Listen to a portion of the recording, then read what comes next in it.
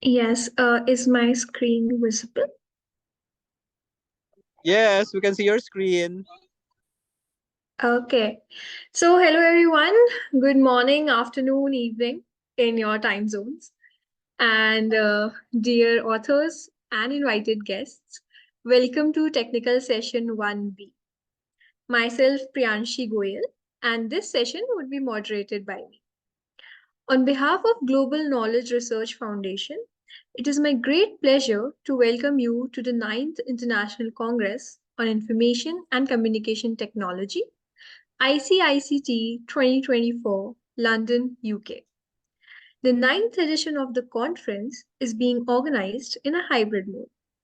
The physical event was organized in London, UK on 19th and 20th of February 2024, and the virtual event is being held through Zoom today and tomorrow, that is 21st and 22nd Feb 2024.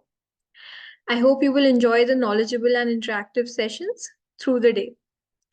In this session, we have 6 presentations. Each presenter will be given 12 minutes for the presentation and 2 minutes for questions and answers. On 10 minutes, I'll raise a gentle reminder. There is another request to all the participants that you all stay connected with us till the closing remarks. If you have any query or update, then you can write it to me in the chat box. Just before we get started, I would like to introduce you all to the chairs for this session. Dr. Geeta Naval. I'm sorry. Welcome, ma'am. Dr. Geeta Thank you. Naval.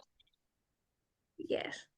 Dr. Geeta Naval is currently working as a professor and head of Department of Computer and Engineering in Singhad Institute of Technology and Science, Pune, Maharashtra. She has teaching experience of 25 years and has 30 plus international journal publications. She has also been a part of 20 plus international and national conferences and has 3 patents.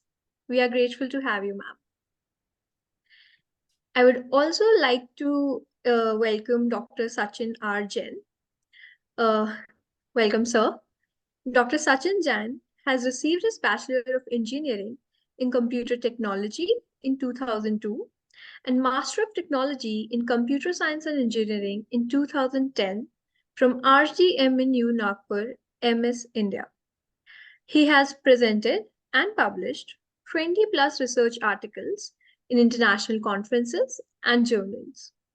His area of interest includes wireless sensor networks, artificial intelligence, Internet of Things, pattern recognition, and digital image processing. We are honored to have you, sir. I would like to request both the session chairs to welcome the authors and give them all the best.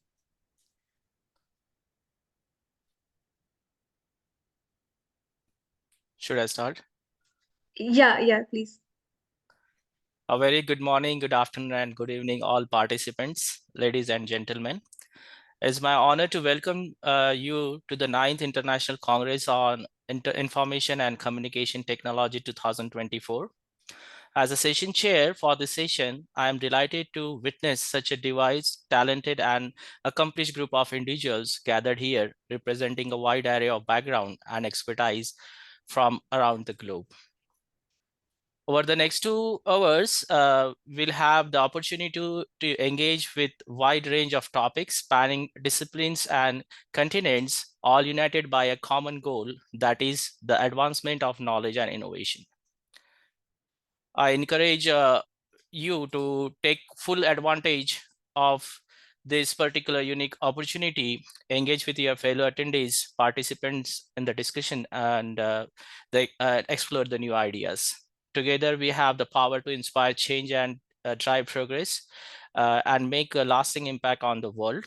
Again, I'd like to say without further ado, let us begin with the session. May it be a time of fruitful and enlightening discussions, valuable insight, meaningful connections, and new discoveries. Thank you and welcome to the conference. Thank you, Sachin, sir. Geeta, ma'am, would you like to share anything with the participants?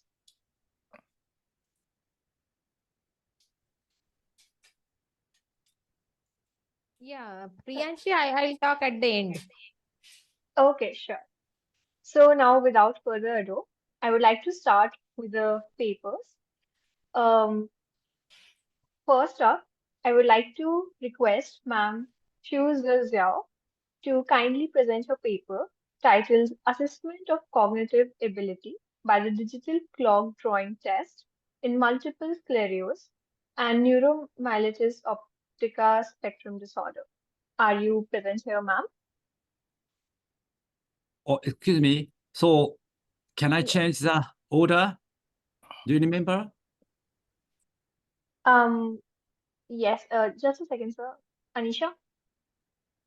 Yes, sir. Actually, you can present at the first. Just, I would like to know your paper title that you're going to present. Yeah, the first presentation is next for the Professor Seki. Yeah, the first Okay. speaker. Okay. And the second speaker is Kondo, the last speaker. Yes, the second speaker. Okay. So we can start with the fourth one. Yeah, thank you. Yeah. Okay, sir. So you can start the presentation of the paper. Uh, I'll request Sir Kuniko Takamatsu to present the Yeah, paper titled Fundamental Study of Empirical Experiments with New Institutional Research Practitioners Using Large Language Models such as ChatGPT. can I get the share Yes, slide? just a second, I'll stop sharing. Yes, you can start now, sir. Yeah.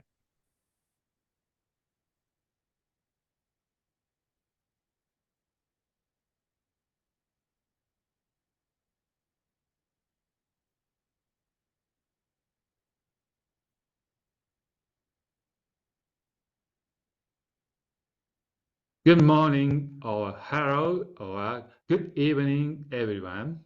I'm Masayuki Seki and belongs to Kobe Tokyo University. Today's my title is Fundamental Study of Empirical Experience with New Institutional Research IR Practitioners using Large Language Models LLM such as ChatGPT. Collaborators of this research are Ikuhiro Noda, Kobe Tokyo University, Masato Omori, Kobe Tokyo University, Tomoyuki Sakai, K Advanced, Katsuhiko Murakami, the University of Tokyo, Kunihiko Takamatsu, Tokyo Institute of Technology.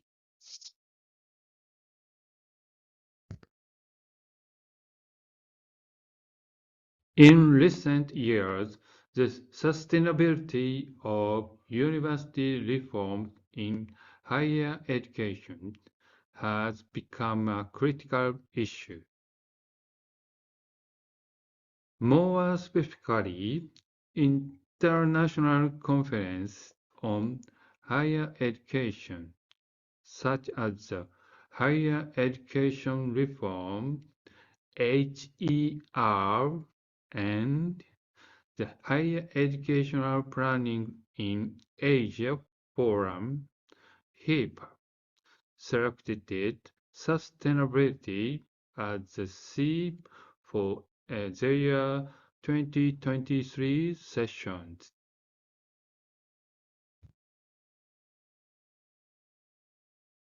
Recently, we proposed new field eduinformatics. Eduinformatics is the word combination between education and informatics.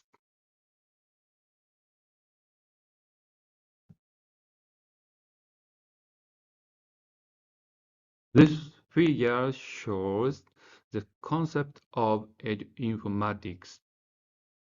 The field of education provides problems to be solved to eduinformatics. The field of informatics provides problems solving methods to eduinformatics.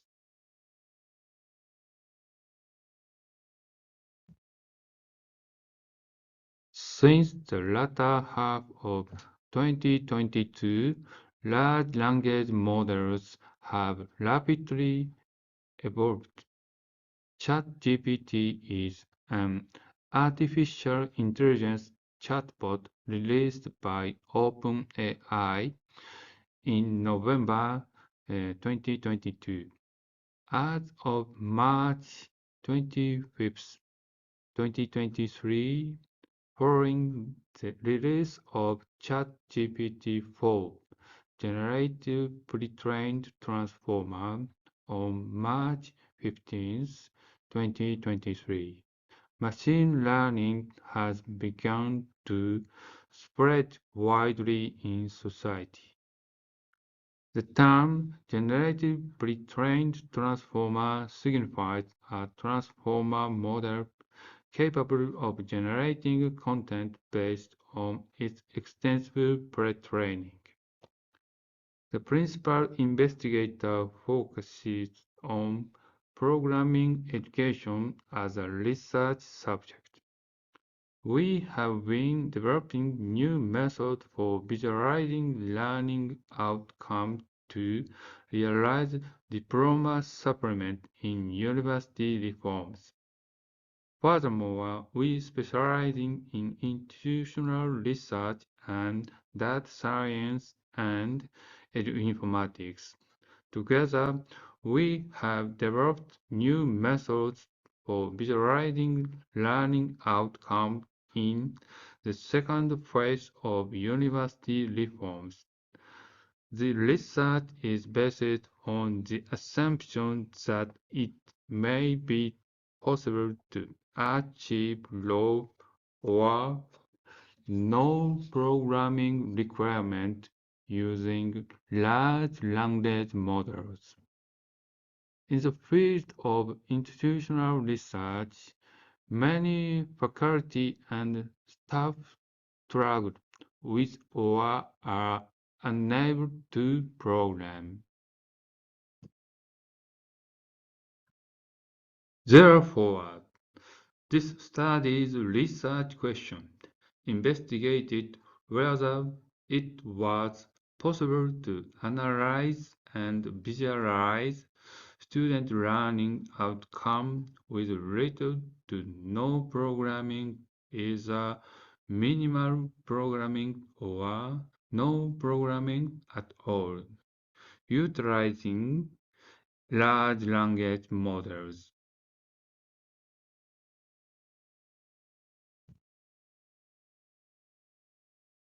Institutional research is defined as organizational intelligence involving data analysis and information transformation. Tarangini expanded on this by outlining three intelligence levels: technical analytical intelligence, issue intelligence, contextual intelligence. The first level covers basic institutional research skills and knowledge. The second focused on higher education administrative issues, and the third encompasses a broader understanding of higher education environment. These levels are interdependent, with higher levels requiring the intelligence of the preceding ones. Technological advancement and changing educational and political landscapes have significantly impacted institutional research, necessitating updating knowledge and skills for institutional research professionals to remain effective in a dynamic field.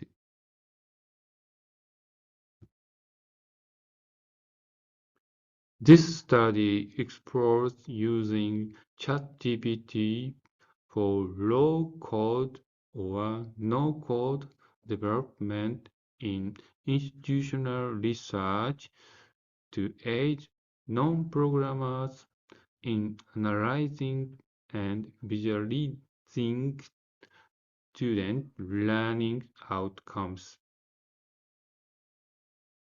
Kobe Tokiwa University's initiative on competency-based education, CBE, highlighted the potential of ChatGPT in simplifying programming tasks. The collaboration between I, a programmer, and Noda, a non-programmer, demonstrated ChatGPT's effectiveness in programming assistance. Additionally, Sakai and Takamatsu's seminars on institutional research analysis without traditional programming tools was a showcase ChatGPT's utilities in data handling and visualization, paving the way for its fair use in VBA and advanced data analysis.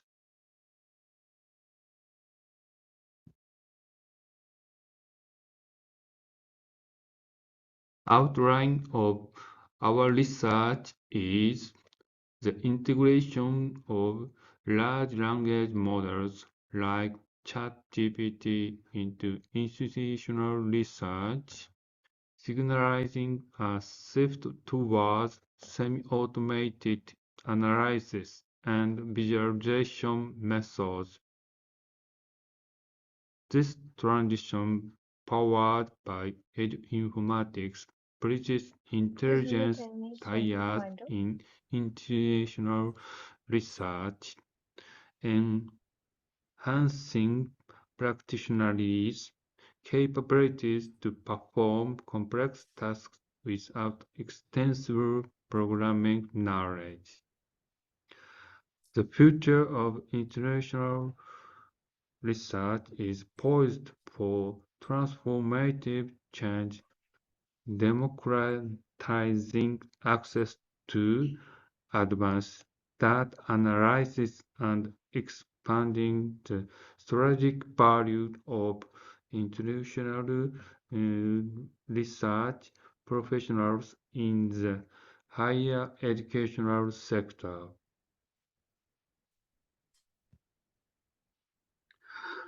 This work was supported by grant of Kobe Tokiwa University. Thank you for your attention. Do you have any questions?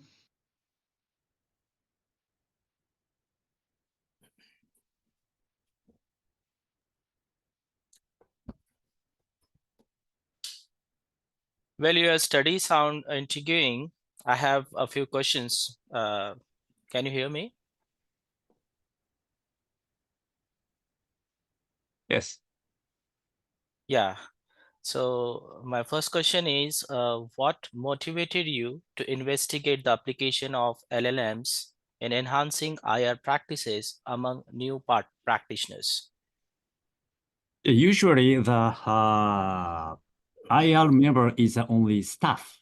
So the staff cannot deal with programming well. So it is difficult to development a new software or something. So it is good to use the LMM like such as ChatGPT. But in this case, they staff cannot understand the how to make the programming, because so I think the programming has some kind of a function or the structure. For example, the for or if or something. So in this case, so the it is difficult to understand these members. So I think the combination between the staff and faculty is a good to develop the new software or something. Okay. And ChatGPT or LMM help these work good combine to these staff and faculty. This is the motivation. So in your opinion, what are the key factors that educational institution should consider when deciding whether to adopt the LLMs in their IR practices? Yeah, so recently, so we can select the many type of element. For example, the ChatGPT or the so Microsoft and so on. So in the future, we have to select what type is the best. So now, but we don't understand the what language model is the best. So in the future, so we will have to select these what type is good. I think, this is my opinion. Okay, thank you.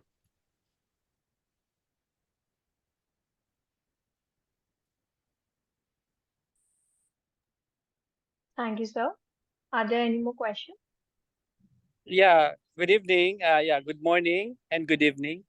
Yeah, I just want to ask. Yeah, first I'd like to congratulate the presenter. So it's a very nice research involving the current trends on large language model. But I just want to understand if the researcher used the both features of LLM, which is actually the understanding and the generative, to really fine tune the research, integrations in the university. Also, you mean the excuse me, one more again? Yeah, because if we're talking about LLM, so there's two components there. Fine There's tune, the fine tuning. understanding, and the Yeah, other one is the generations. yeah, So meaning yeah. to say, if we have a pre-trained model already, yeah, so it can actually generate their own, not only understanding, but generating responses from the domain. Yeah, so I guess both, no, I mean that both features can be used to really rationalize the research policy or research integrations in the university. Yeah. So how can I say so you said the integration mean the combination, the university?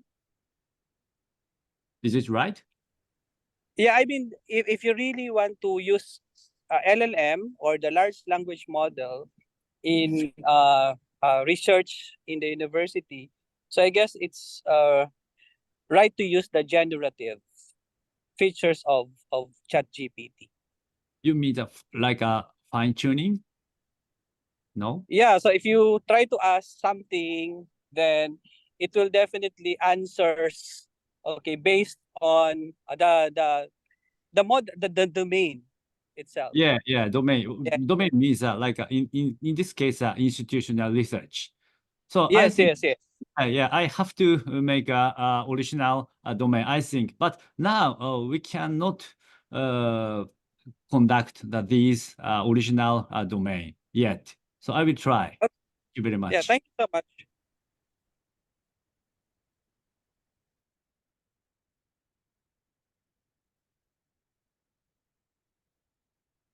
Thank you, sir. Um, Moving forward, I would like to request Ma'am Mizuki Konda to share her paper titled New Proposal Active Learning STEM or Data Science Education in the Age of Industry 5.0 and Society 5.0 applied sports and exercise instruction based on edu-informatics. Are you here, ma'am? Can I share? Yeah, please, sir.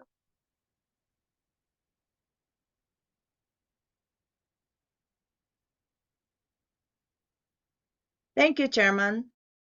Good morning, or hello, or good evening, everyone. I'm Mizuki Kando. I belong to Kobe Tokiwa University in Japan. Today's title is New Proposal Active Learning STEAM or Data Science Education in the Age of Industry 5.0 and Society 5.0 Applied Sports and Exercise Instruction based on Edu-informatics. This work collaborates with these members.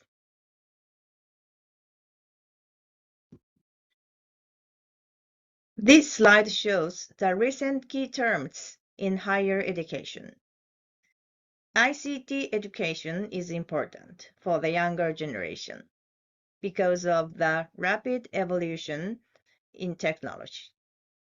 COVID-19 restricted our lifestyle and strongly promoted learning methods from physical to online by ICT. STEM education is one of the most important scientific literacy for younger generations in the 21st century. Moreover, both art and STEM created a variant discipline referred to as STEM that assists in improving creativity from the younger generation. This means that STEM or STEAM education is important for not only higher education, but also primary education, and secondary education. Why do we have to think about STEM or STEAM education for the young generation? The answer is great development for the younger generation, as well as improved quality of life, QOL, for their future. In the future, younger generations will have to use more ICT technology that is constantly evolving. Actually, this paradigm shift promotes the new era of Industrial 5.0 and Society 5.0.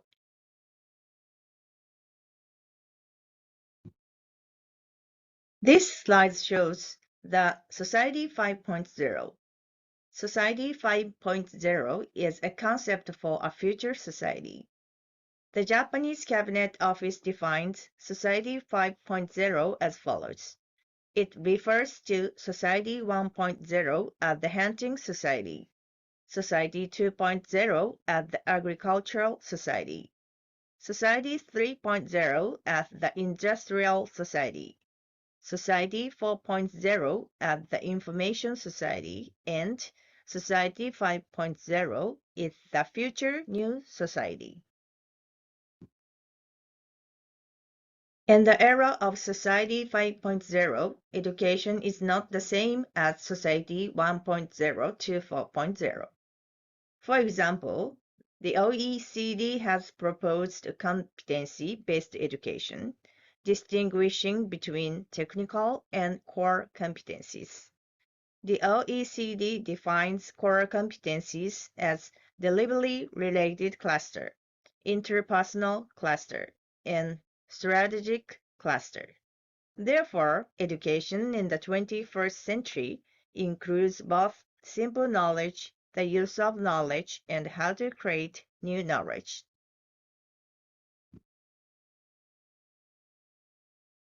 Recently, we proposed new field, edu-informatics. Edu-informatics is the word combination between education and informatics.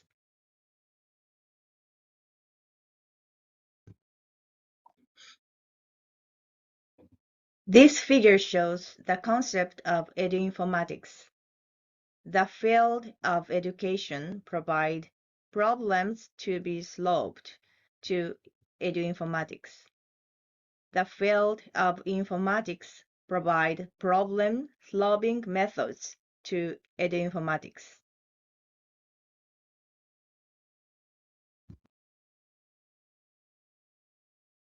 In such a modern era, the type of education differs from traditional teacher-centered instruction, where knowledge is simply provided to students.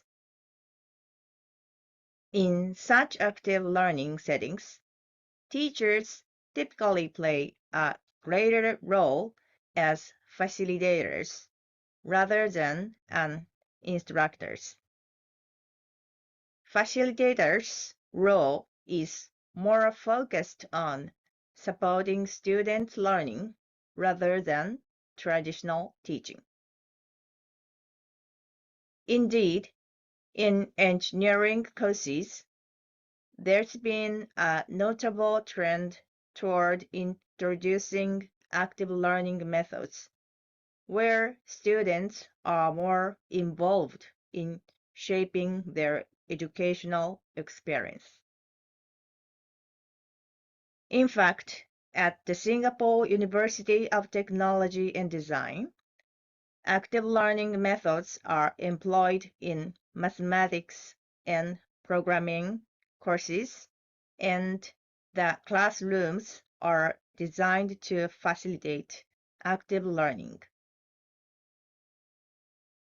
In practice, at least 70% of the subjects have introduced active learning components into their curriculum. Thus, active learning-based teaching will continue to be necessary in engineering higher education. And the role of a facilitator in active learning, what are the key considerations? Therefore, our research question for this study is, what is important for facilitators in active learning classrooms?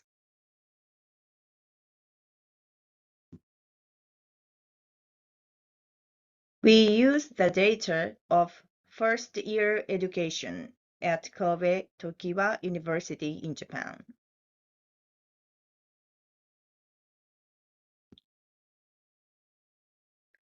In 2021, our innovative educational approach organized 341 students into 57 interdisciplinary teams, overseen by 9 faculty teams, to enhance learning efficiency and cross-disciplinary collaboration. This structure involved classes starting with a focus on non-verbal aspects of learning, progressing through manual teaching and peer encouragement in comprehensive testing.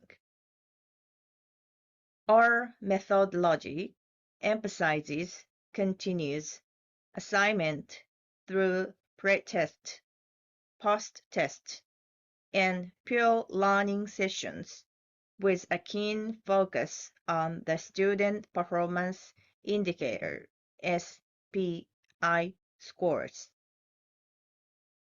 This strategy not only facilitated effective class management, but also fostered a supportive learning environment, leading to significant improvement in student performance and engagement. Sports and exercise instruction by Team A led to the only significant score increases in the Manaburu program, according to this table. Their sports science strategy, focusing on sports movement and behavior, improved learning. They stood out in 2021 by applying athletic coding techniques and sports movement and behavior.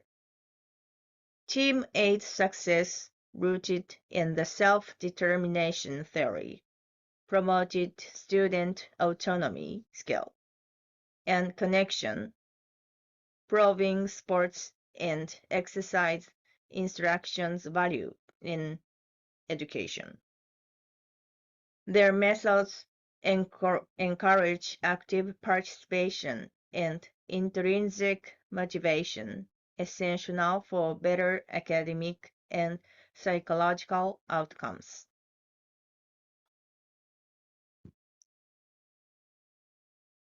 The study shows teachers are key in active learning, focusing more on learning process than results. Eduinformatics data proves that sports and exercise teaching methods help first-year students get more motivated and learn better, especially in active science and data-focused classes.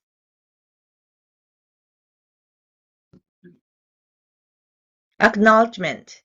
This work is supported by JSPS Kakenhi Grant. We would like to express our heartfelt gratitude to the faculty members at SUTD. Thank you for your attention. Do you have any questions?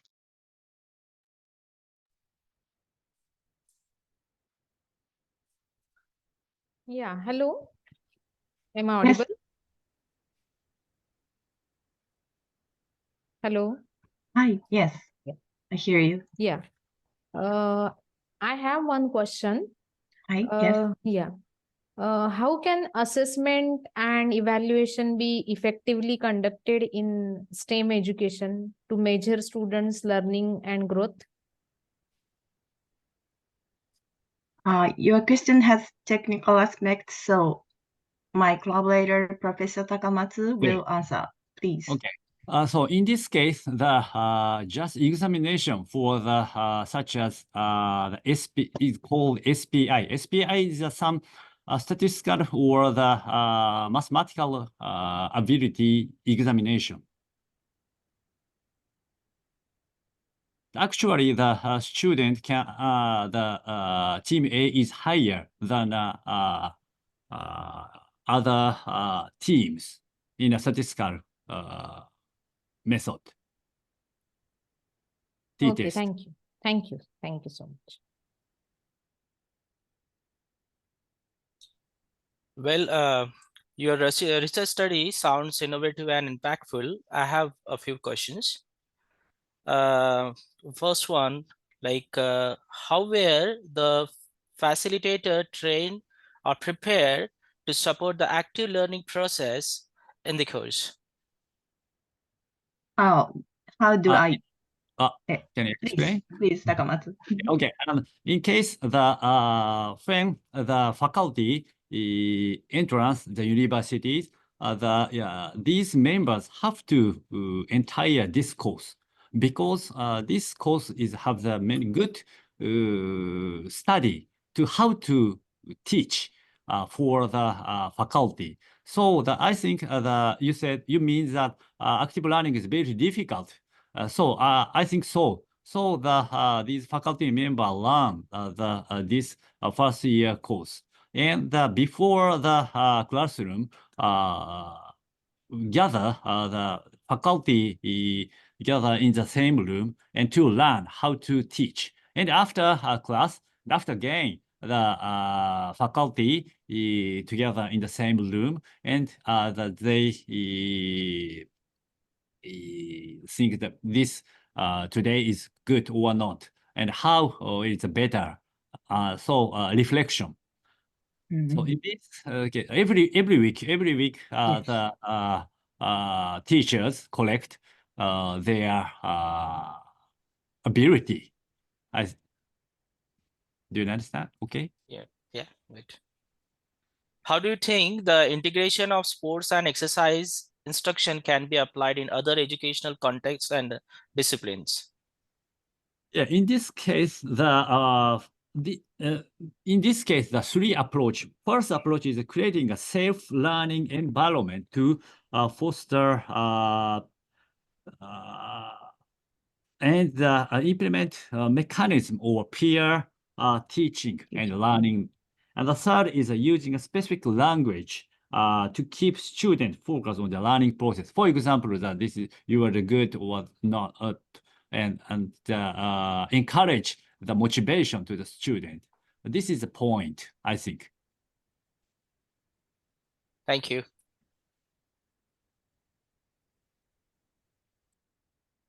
Thank you, sir. Um, Next up, I would like to request Ma'am Ju Zhao to kindly present her paper titled Assessment of Cognitive Ability by the Digital Clock Drawing Test in Multiple Sclerosis and Neuromyelitis Optica Spectrum Disorder. Ma'am, are you here? Yes, I'm okay. Okay, so I'll stop sharing my screen and you can present the paper. Okay.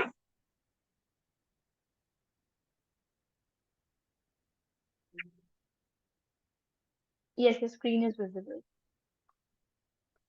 You may start.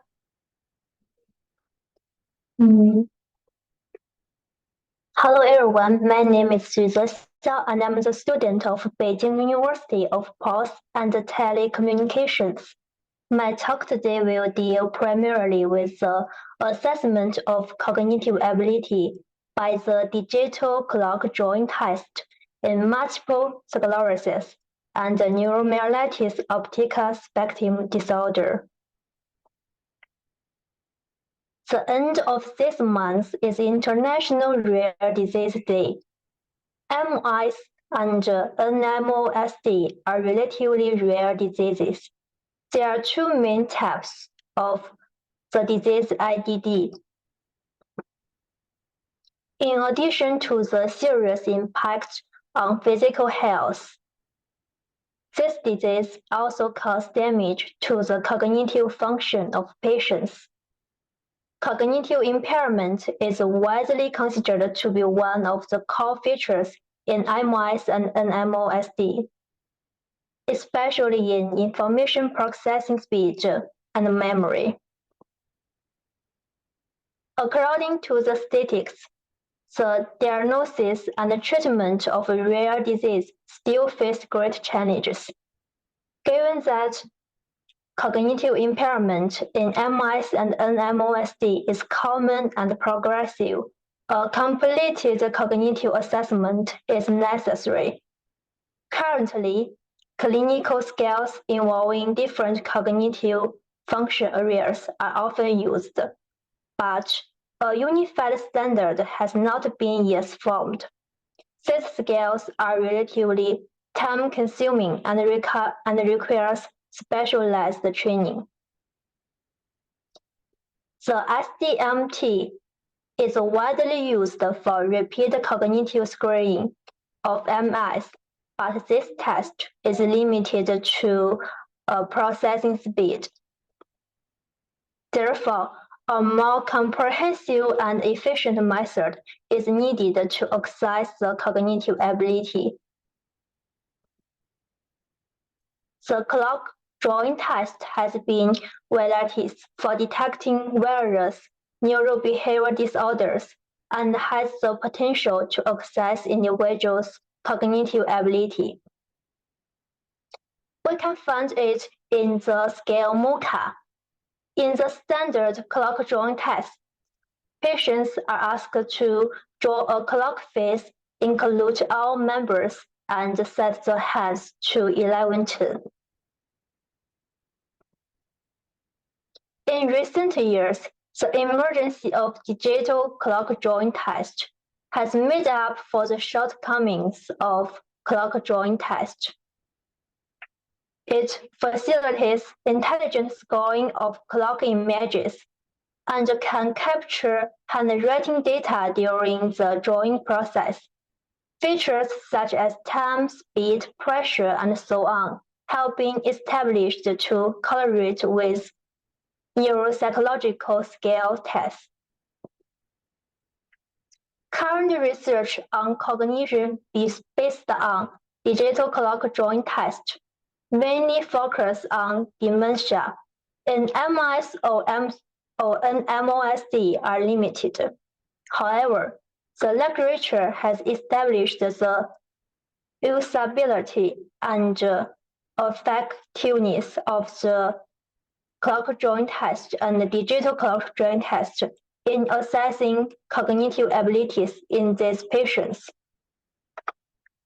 In 2013, David J. Lubin utilized the digital clock drawing test to assess processing speed and decision-making ability in MS patients.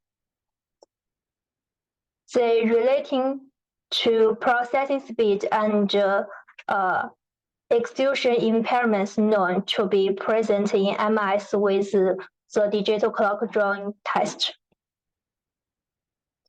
In our study, our objective was to incorporate comprehensive DCTT properties, identify that accurately reflect cognitive abilities in MS and NMO patients, and further investigate the correlation between DCTT and neuropsychological scales.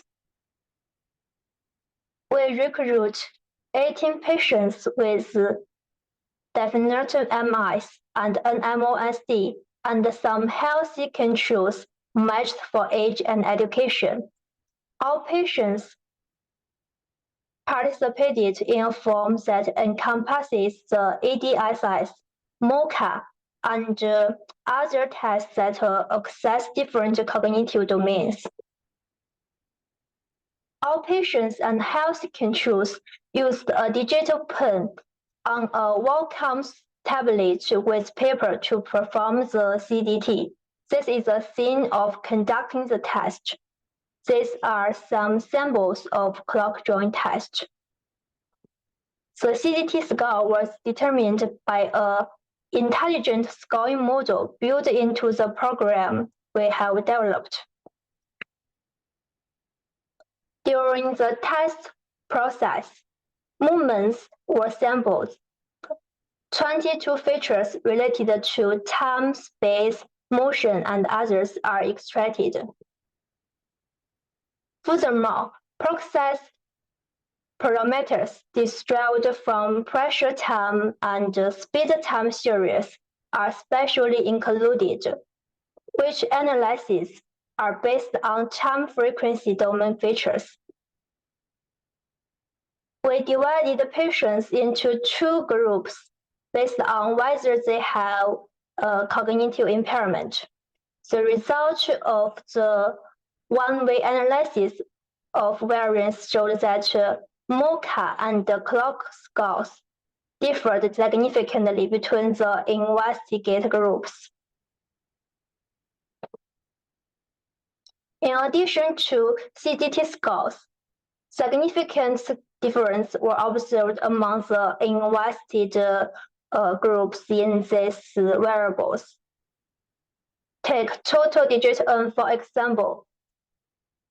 Post-house multiple comprehensions indicated that individuals with MS or NMOSD exhibit lower correct digit recall in the CDT than healthy controls do. We use the Spearman's correlation analysis to explore the association between the digital clock drawing variables and various cognitive domain skills, as well as EDSIs. This table details the DCDT variables that exhibit a significant correlation with these scales. To enhance the interpretability of the model, considering the limited sample size, we conducted a stepwise regression analysis.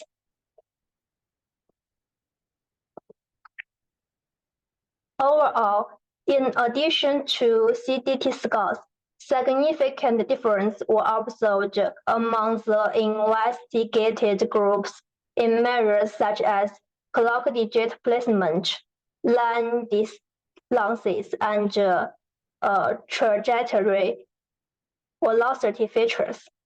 Other findings suggest that these features, which capture nuance of the joint process and pressure changes, contribute to explaining clinical disease status and cognitive abilities.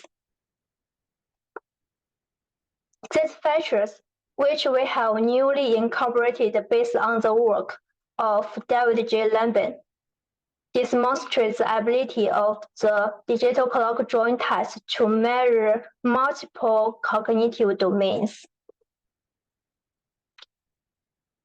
Our findings suggest that a digital clock joint test complex features linked to cognitive abilities and physiological impairments in MS or NMOSD patients.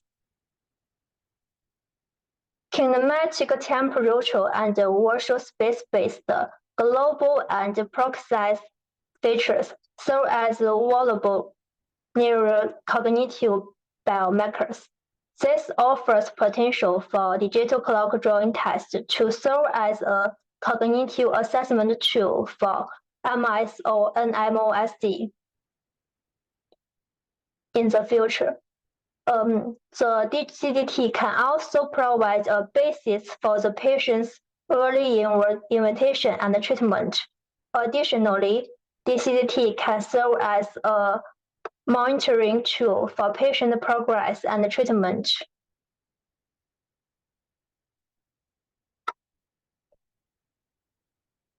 However, our study has some limitations that need to be addressed in future research. First, the sample size of MS or NMOSD patients was relatively small due to the difficulty in collecting rare disease data. Larger sample sizes are needed to enhance the findings. Second, we did not include a comprehensive battery to assess cognitive functions in healthy controls. Future studies should aim to enroll a larger and more evenly distributed population of participants to enhance university and allow for standardization and validation.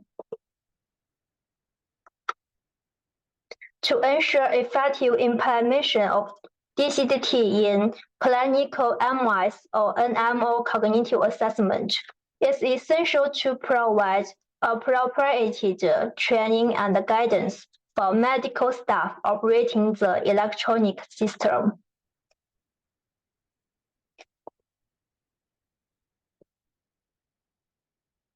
That's all for my presentation. Thanks for your listening.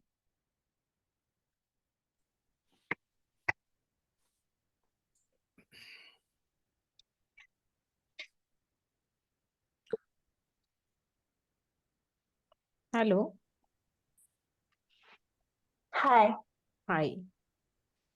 I have one question. Okay. Yeah. How can organizations or teams implement this DCDT effectively with their workflows or projects?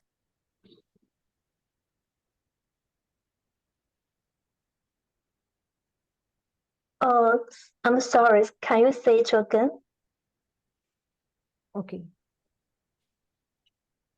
how can organizations or teams implement this DCDT effectively within their workflows or projects?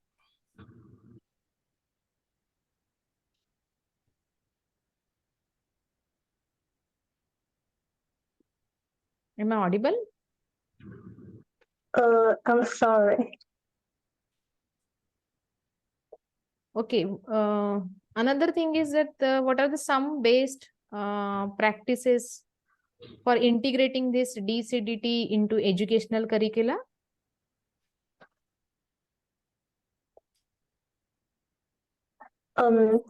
Yes. Future studies should aim to ensure the consistency and the reliability of the DCDT across different patients and settings. And we aim to, given the widespread use of the DCDT in clinical practice. Yeah. Thank you. Thank you, sir. Hi there. Your study seems to provide a valuable insight into the assessment of cognitive function in patients with the MS and NMOSD. I have a few questions. How might your study help in early detection or monitoring of the cognitive impairment in the patients?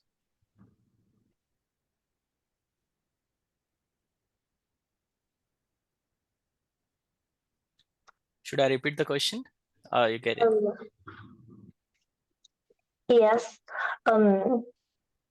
It's for the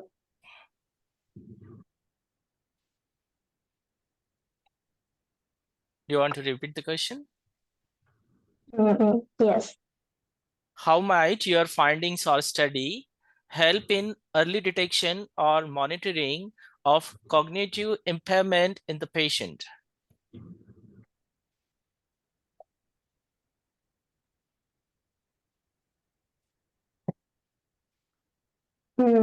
So parameters that we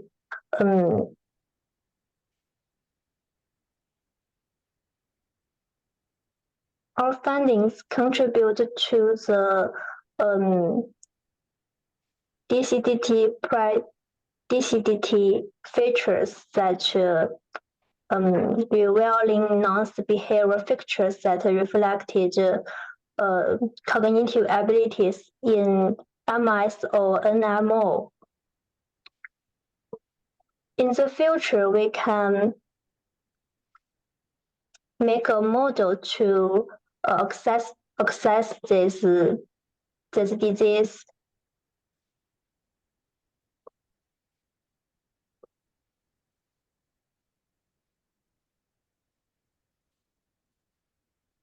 Okay, I have one more question. Do you observe any limitation of using the DCDT, that is digital clock drawing test?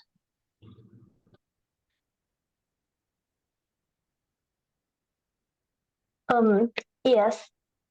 In this study, we used a program that we have conduct ourselves.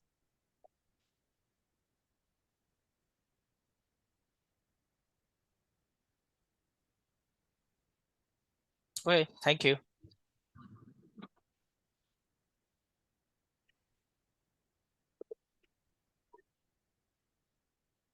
Thank you. Moving forward, I would like to invite Sir Mohammad Z. Mohammad Qazi to present his paper titled Focusing Properties of Dual Ring and Square Arrays. Are you here, sir? Hi, everyone. Good evening. Good evening. Uh, I'll I start am sharing. I am sharing. Yeah, please. Yes. Sure.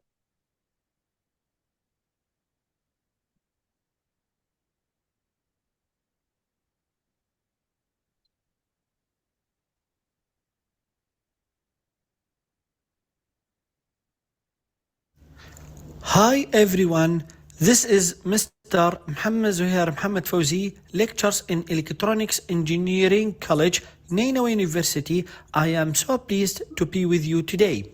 The paper is titled Focusing Properties of Dual Ring and Square Arrays. Mohammed Zuhair Mohammed Fawzi and Prof. Dr. Khalil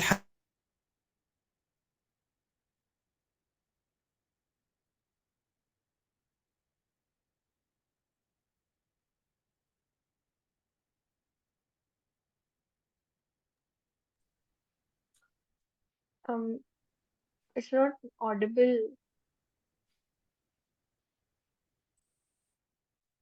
sir.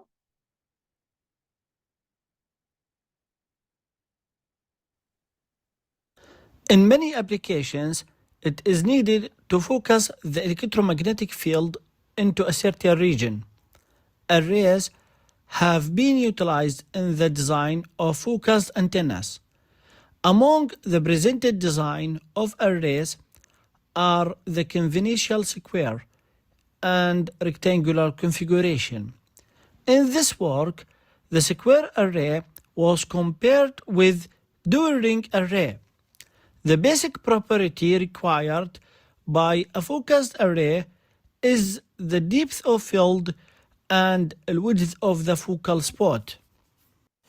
In a recent paper, we proposed a focused array. Reference 1.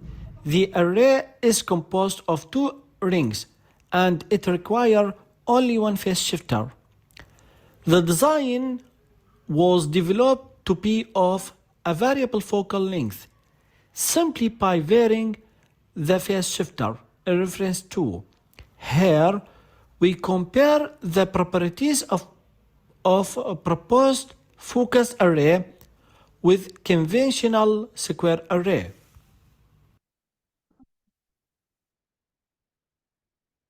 Dual ring focused array. It consists of two concentric rings. The inner ring has a radius A equal 0.5 lambda and contains 4 elements, while the outer ring has a radius B equal 3 lambda and contains 8 elements. The diameter of the focused circular array equal 6 lambda. From this figure shown, R sub Fn1 and R sub Fn2 represent the distance from the focal point to the element of the inner and outer rings, while delta R is the difference between these two paths.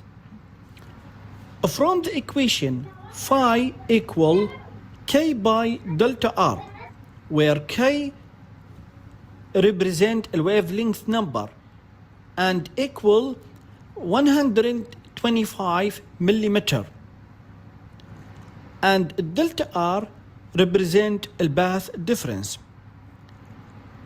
Phi chosen such that the elements of the array produce constructive interference at the focal point F.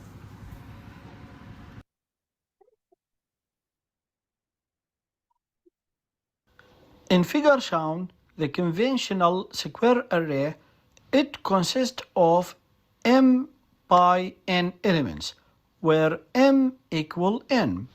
The element spacing equal 0.75 lambda for dx and dy. The total number of the elements in the array equal 81. R sub Fnm shown in figure represent the distance from n element in the an array to the focal point.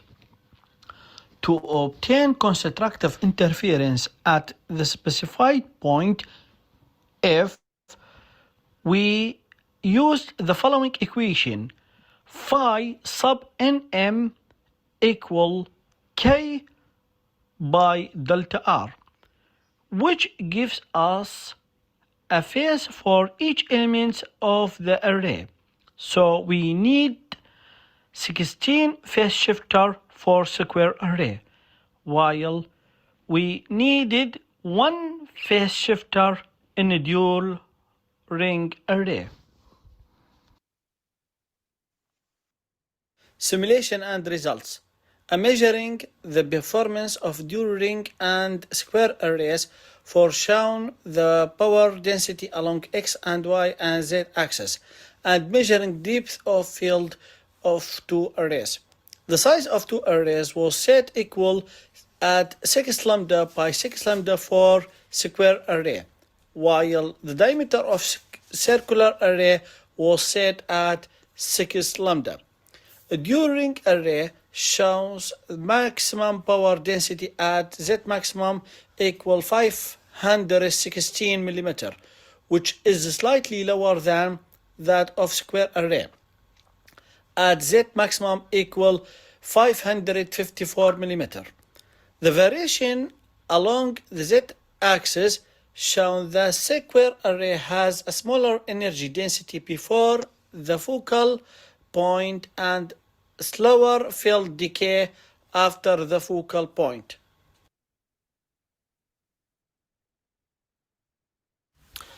For show the variation of power density along the x-axis and y-axis in the plane of maximum power density for dual ring array Z maximum equal 516 millimeter, and for square array Z maximum equal 554 millimeter. Both of those values are less than the design focal distance of 625 millimeter. The square array shows as a slightly narrow beam width or smaller transversal width of focal spots as compared to the dual ring array.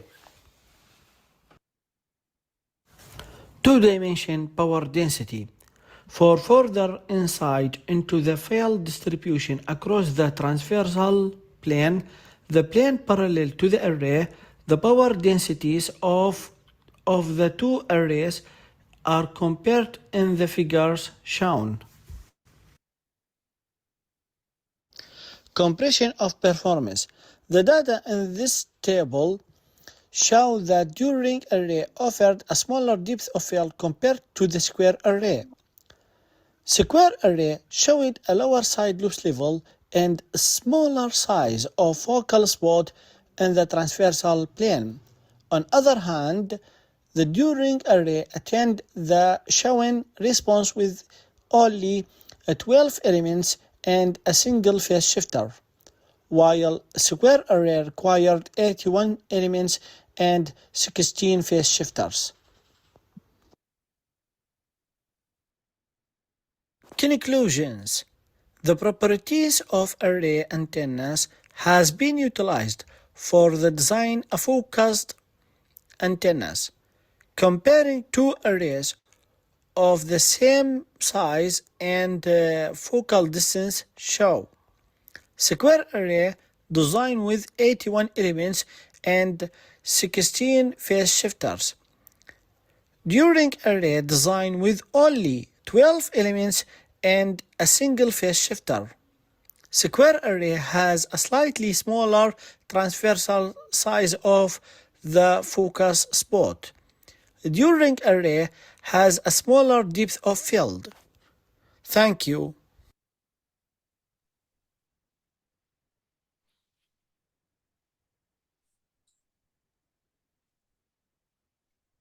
Hello, am I audible? Hello. Yeah. What scalability challenges, if any, that are associated with dual rings and square arrays? Can you repeat the question? Yeah.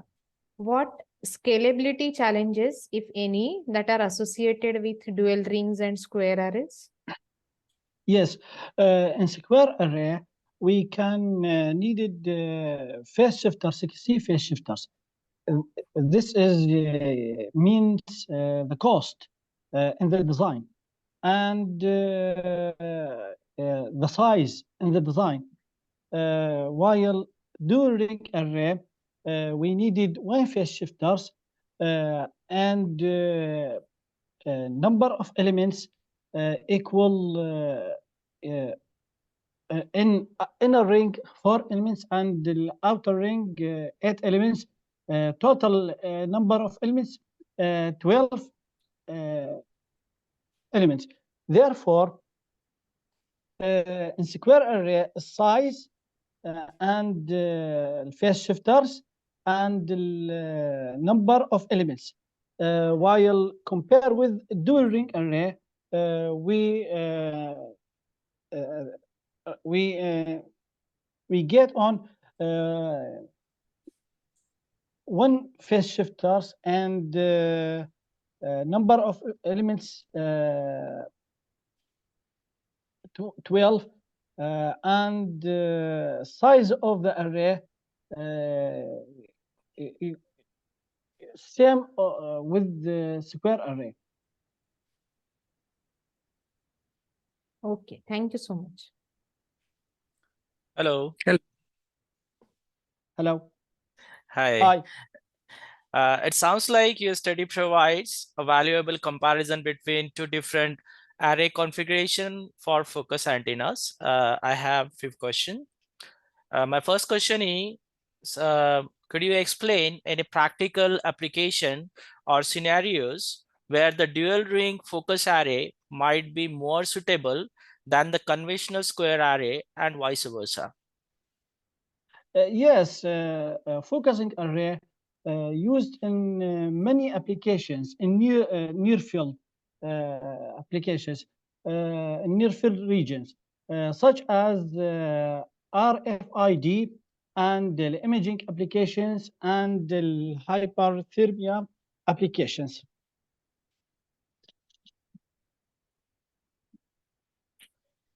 How do you see the result of your study influencing future research or developments in the field of focused array antennas? Can you repeat the question? How do you see the result of your study influencing the future research or developments in the field of focused array elements? Yes. Array antennas. Yes, can be used many configuration such as square array with two rings and triangle array and other application and compare with the dual ring.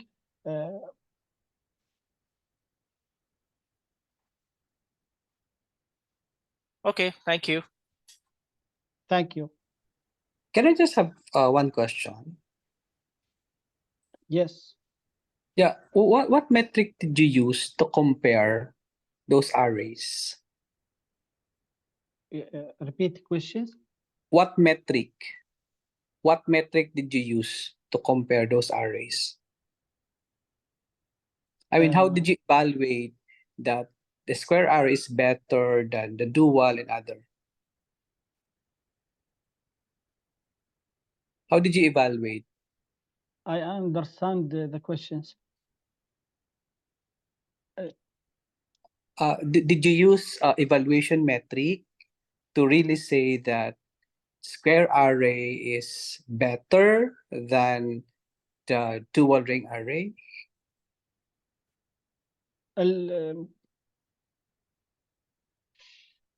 Please repeat the questions.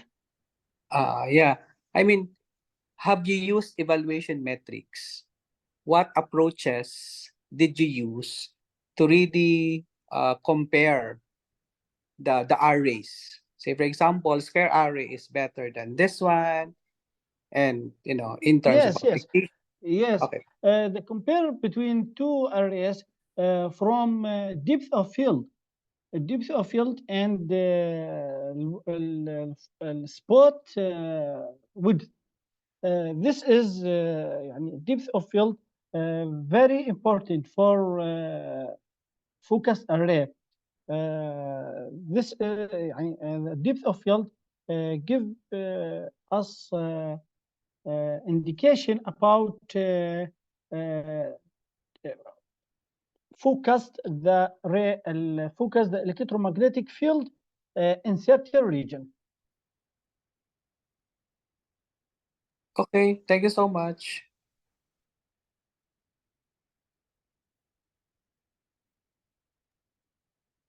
Thank you for your presentation, sir. Thank you. Next up, we have Ma'am Meera Pujari. I would like to request ma'am to kindly present her paper on the title Fortifying Machine Learning, Power Intrusion Detection, a Defense Strategy Against Adversarial Black Box Attacks. Ma'am, are you here? Hi, yes, I'm here. Yes. And stop my sharing. And you can share the screen and kindly begin.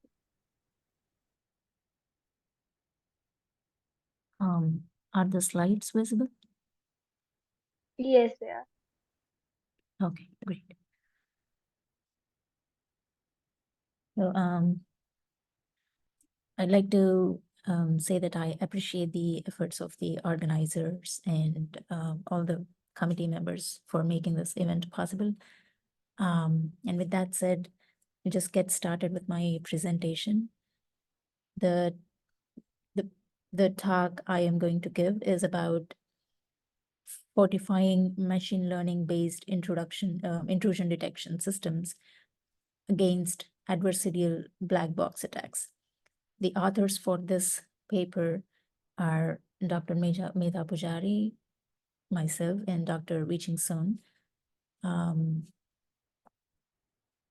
a brief outline of the topics that I am going to present during this talk are the motive behind this research, the background of the components involved, the experimentation, and under experimentation, I am going to briefly talk about the pre-processing done on the data used for this work and the higher level architecture for the experimentation and the algorithms and data used, and an overview of the attack mechanisms and the implementation part.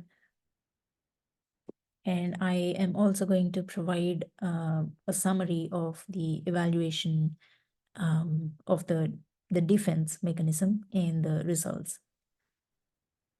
And with that, I will conclude and provide some directions for the future work, this research. The main motive behind this work has been to secure the intrusion detection systems. So an IDS, in short for an intrusion detection system, is a crucial component in a network. And in the domain of cybersecurity, it plays a very vital role. And for the past few, maybe couple of decades, machine learning has shown great or huge impact on various domains, and cybersecurity is one of those domains. So intrusion detection systems backed with machine learning have been extremely useful because their capabilities have been expanded because of the machine learning techniques. However, every advancement comes with a drawback and its own challenges. And machine learning algorithms are no exception. They also have their own vulnerabilities. And this work examines one such vulnerability of machine learning, which is the adversarial machine learning techniques. So if we look at the literature in the context of intrusion detection systems that are based on machine learning techniques, a lot of attention and focus has been given to their performance and in terms of detecting intrusions and making correct predictions.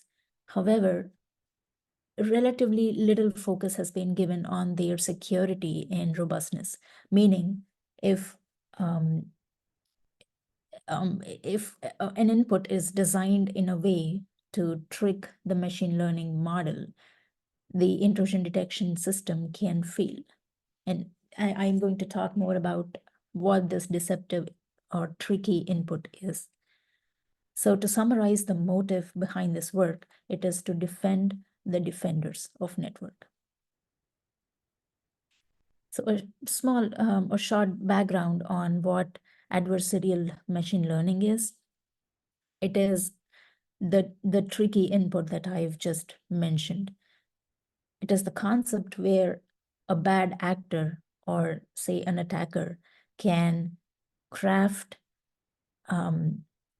data in a way that it looks like a normal or genuine data to the target system. However, it is really an attack data, meaning it is some negative data that can launch an attack in a network. However, it disguises itself as it is normal data. So the algorithms that can achieve this task are classified as adversarial machine learning algorithms.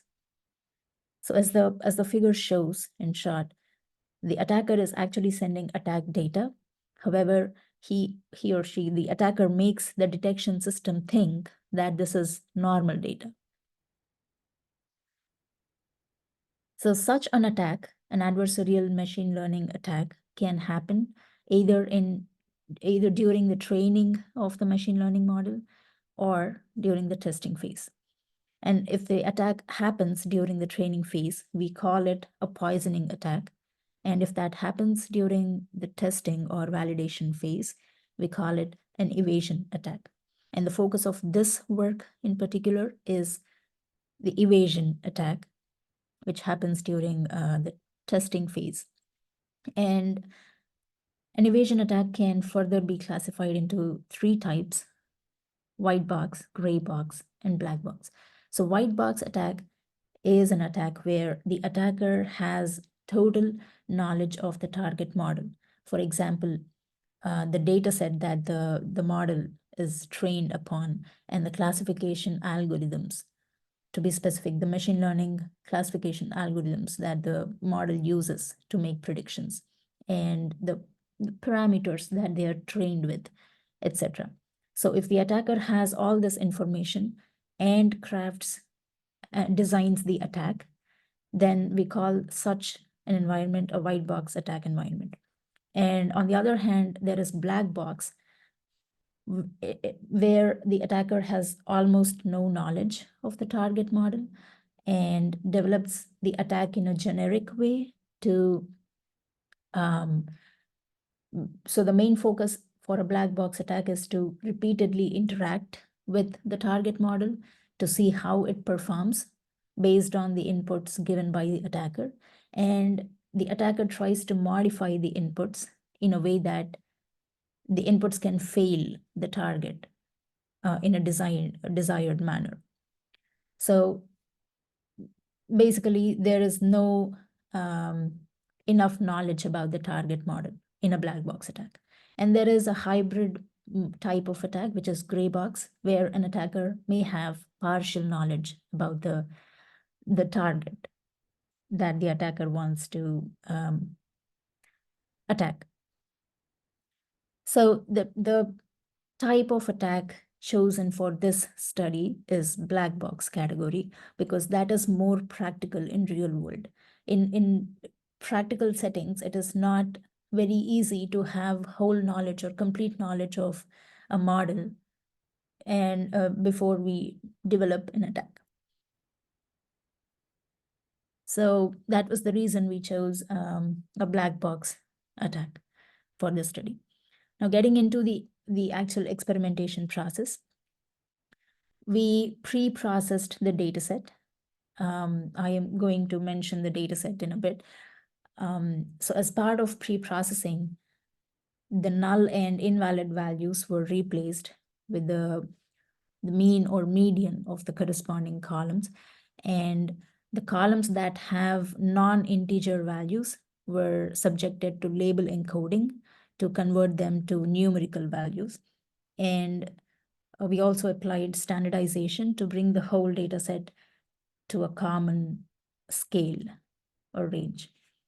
And then we separated the data into training and testing sets in a 75 to 25 ratio. At a high level, the architecture for this work looks like this. On the left side, in the red box, we have the adversarial data generation technique, which generates data that is tricky for the machine learning model. So this tricky data is responsible for the model making incorrect predictions. So this data is repeatedly sent to the target IDS model. So this is an input-output process. It gives an input to the target model, and the target IDS model should give some output. And based on that, the adversarial... 10 minutes reminder. Okay, thank you. The algorithm improvises itself to create more complex data samples.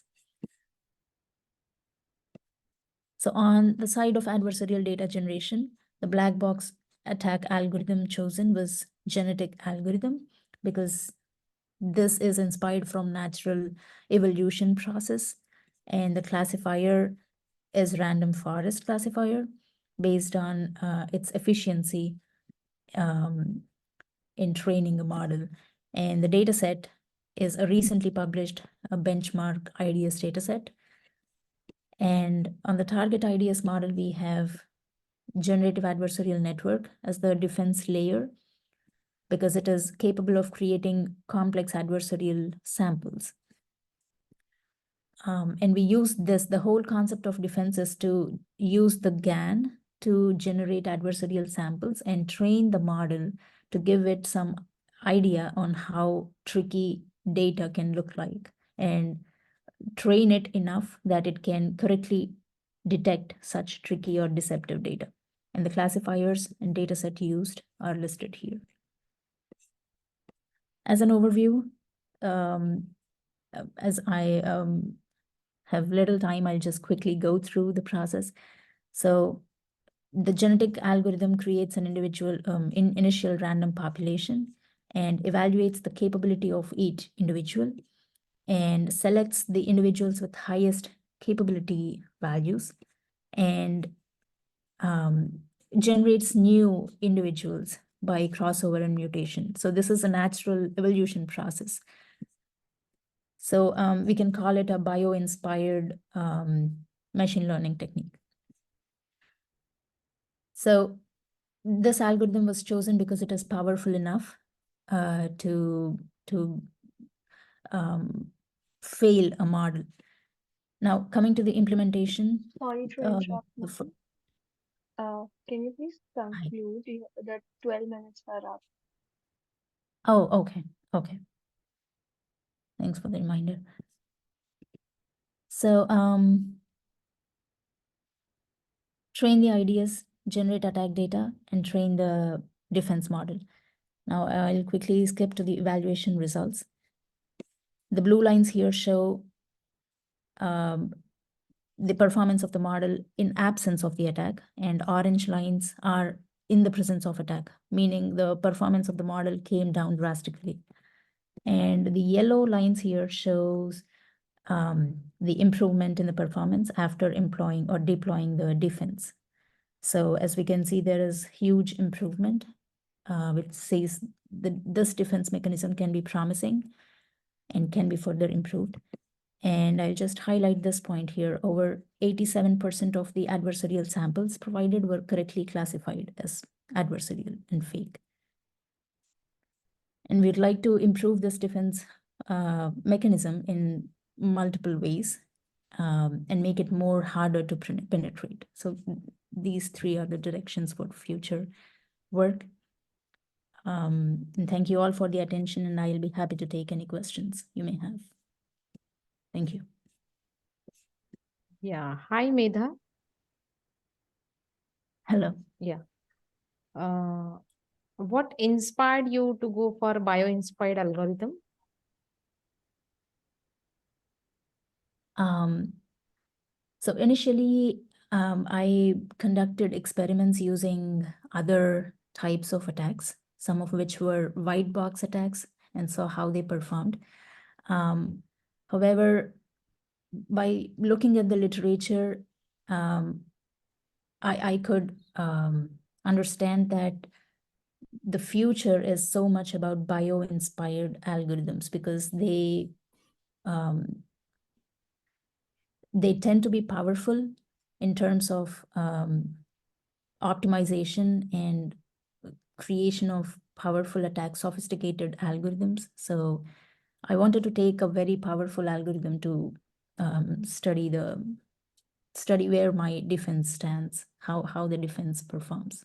So that was the main reason for choosing a bio-inspired algorithm. Okay. Thank you so much. Thank you. Thank you. Hello. Hi. Yeah, your research is critical in enhancing the security systems. My question is, in your opinion, what are the most significant challenges in implementing and deploying effective defense against the adversarial attacks in ML-powered IDs? So one of the major concerns is to get access to realistic data set, meaning data from a real-time network. All the data sets I have been using in this study have been for the research communities, but not real-time or practical data set. And I strongly believe that a model has to perform well in a real-time network. And to do that, it needs to have the idea of how a real network dataset might look like. So there are some subtle differences between research dataset and real-world network dataset. So that's to obtain such authentic dataset is a challenge in cybersecurity domain. And one more challenge I can think of is to get access to a practical model, which is part of my future work. So a commercially deployed model will be a good target to see how the defense can perform in that setting. So yeah. Okay. How do you ensure that the defense mechanism you provide, you are proposing, will not introduce any new vulnerabilities, or it will impact the performance of in detecting the real-time in real security threats? I'm sorry, could you please repeat the question? How do you ensure that the defense mechanism you are proposed will not introduce any new vulnerabilities, or it will impact the performance of the IDs in detecting real security threats? Yeah, so my approach to ensure that will be to apply this defense mechanism on a real-time model, real-time ML-based IDS model, and see what type of security threats it is successfully able to detect, and also study the set of vulnerabilities that it might introduce, because so my answer is to observe this defense in a real world network to ensure how it is performing, because all the security attacks or threats included in the data set that I have used have been satisfactorily detected by this defense. So what's next is to validate it in a practical setting to get a more clear picture of its performance. Okay, thank you. Thank you. Thank you, ma'am, for your presentation. Thank you. Coming up next, the last presentation for the session.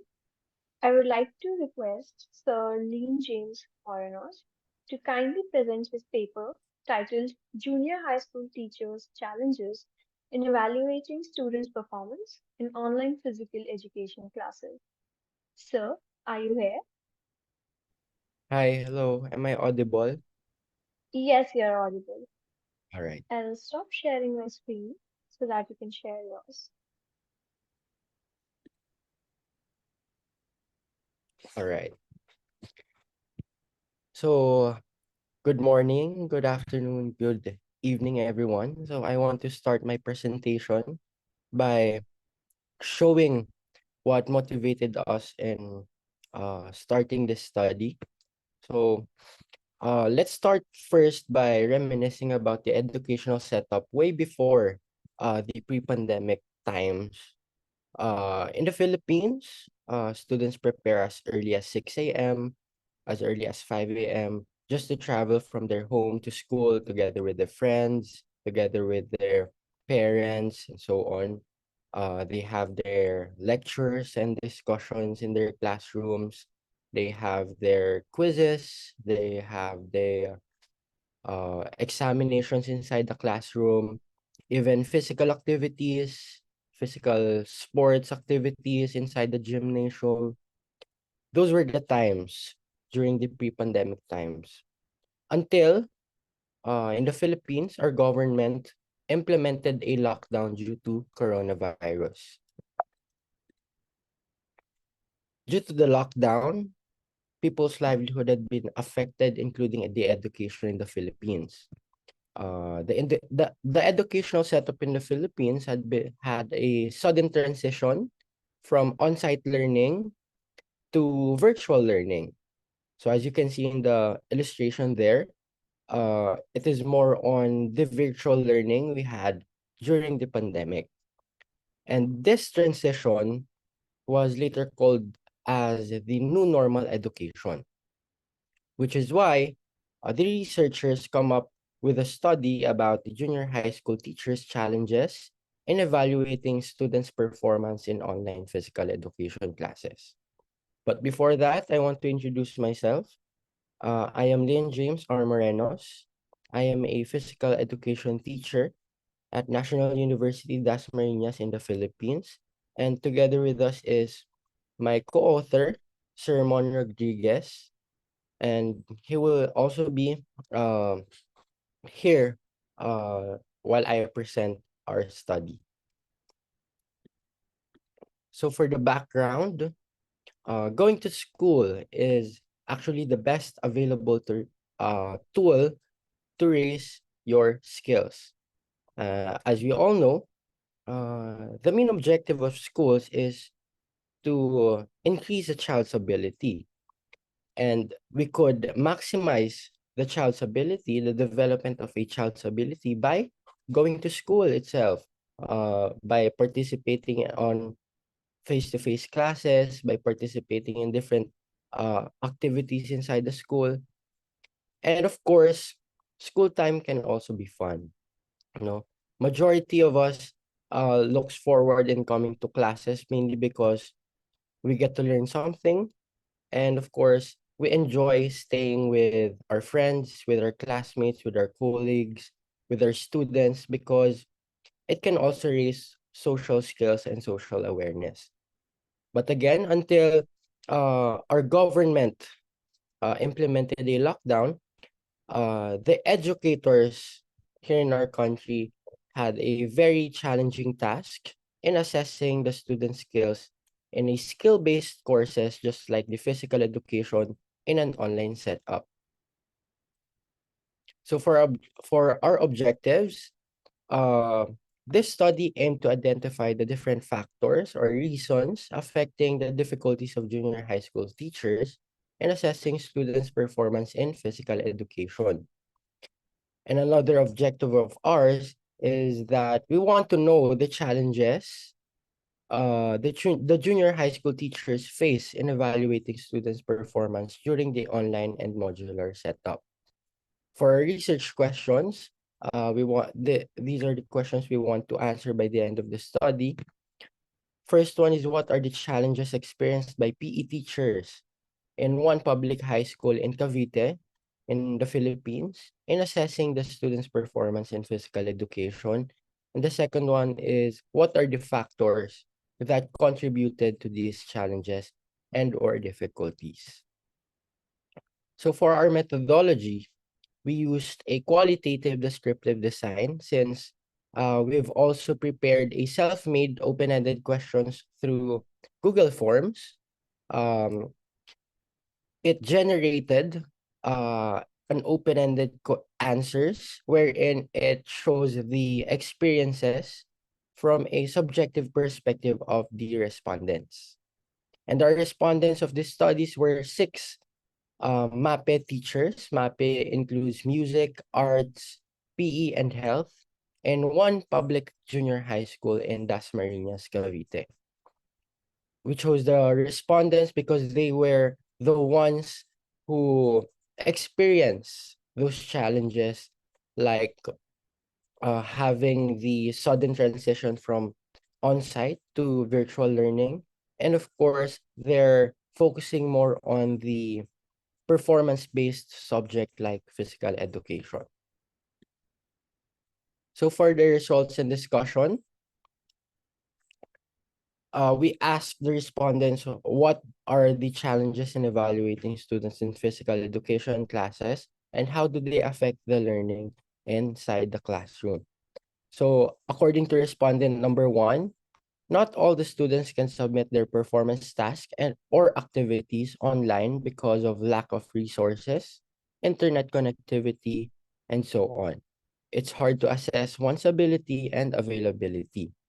And according to respondent number 2, nowadays, the student dilemma is that an inconsistent internet connection, lack of space and equipment, low level of participation, and difficulty correcting students' execution are among the obstacles faced in online classes.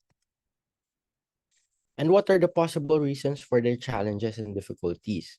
So according to respondent number 2, one of the possible reasons they experienced are the financial concerns of internet data, poor internet connection, and resource are unavailable in their home. And according to respondent number 6, students are not all capable of having good internet access, lack of gadgets, and even skills in different physical education activities that require assistance or guidance and supervision in application and performances. So what did they do in dealing with these challenges and difficulties?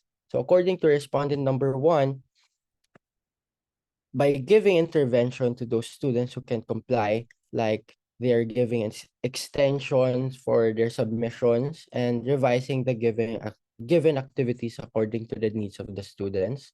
And according to respondent number 4 is that I can use alternative equipment or strategies to deliver the lesson very well. And the learner will not lose interest in learning and performing their tasks during our class activity. So for our data analysis and interpretation, the problem is the students' low participation level. Given that in the subject of physical education, interaction between the teacher and the students is needed, right?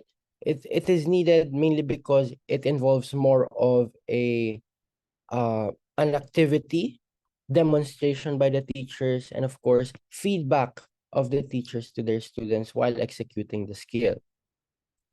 Although it is easy to provide modules that include the tests and procedures to follow, but because of their situation, it is not properly guided and correct the students in taking each fitness activities. So as I said, it is very hard for the educators to give feedback or evaluate the students' skill level, performance, mainly because it is being conducted online. So since physical education is a performance-based subject, participation affects the students' learning process. It also affects it is also difficult to guide and check the students' actual performance. So from the information we have gathered, it suggests that lack of resources and slow internet connections are the primary reasons the students cannot submit their performance task for assessments. So again, they have to pass their activities in a different way because during the pandemic, it limited us not seeing each other in a face-to-face setup. So another thing is lack of space and equipment makes it more difficult for the This will be students to mental execute 10 and reminder. perform assessments in class. And correcting students' execution was among the obstacles faced in online class, wherein it is commonly this is a common experience for physical education since it is known for actual movements and actual demonstrations.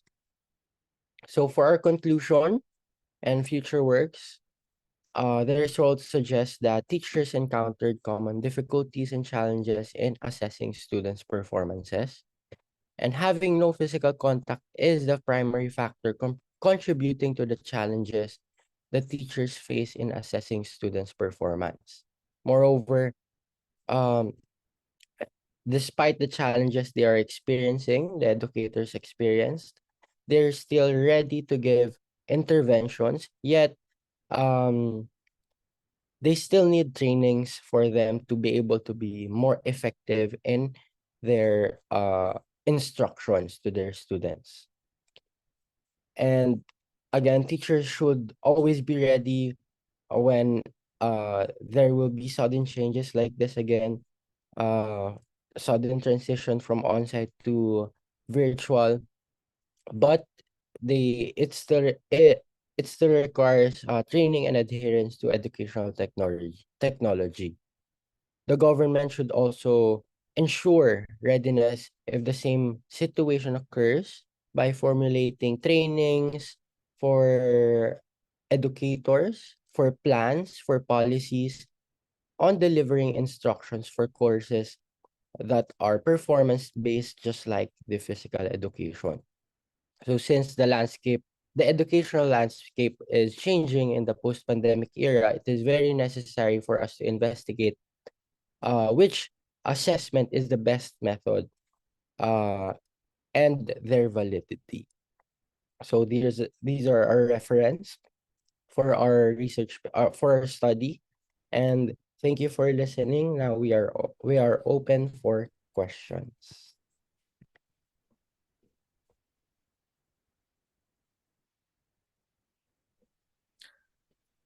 Hello, can you Hi. hear me? Yeah. Yeah, your research is timely and important. I have a few questions. Uh, how do you select the participants for your study? Like what criteria you use for selecting the participants?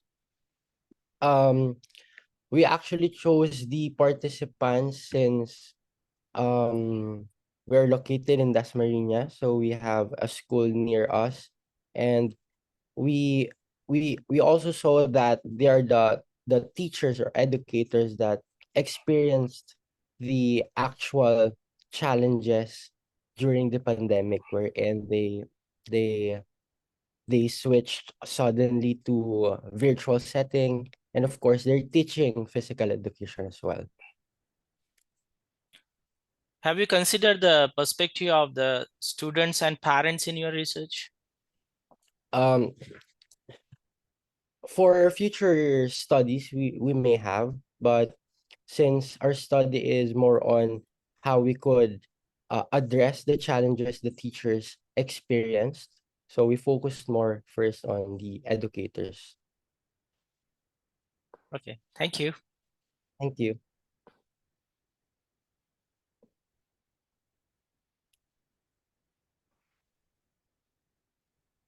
Thank you, sir.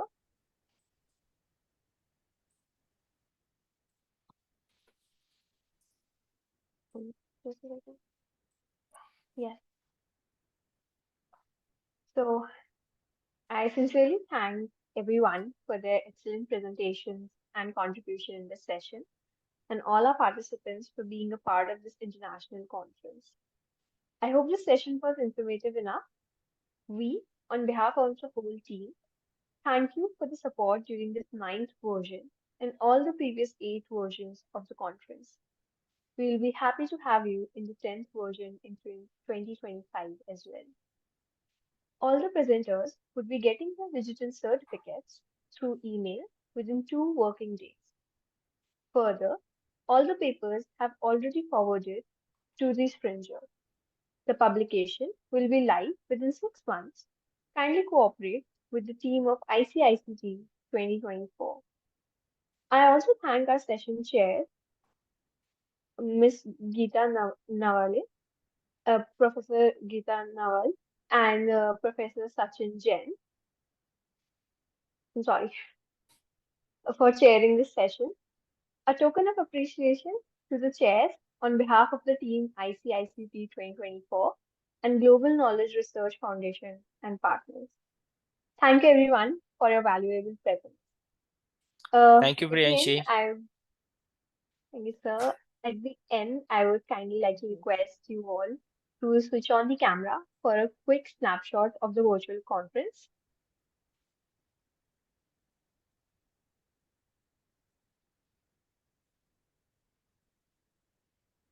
Can everyone please turn on their cameras? Okay. 1, 2, 3. Thank you so much, everyone. Stay safe and stay safe. Bye-bye. Thank you, Priyanshi. Thank you, Priyanshi. Thank you so much. Bye, Thank you. everyone. Bye. Bye. Thank you so much. Bye. Thank you.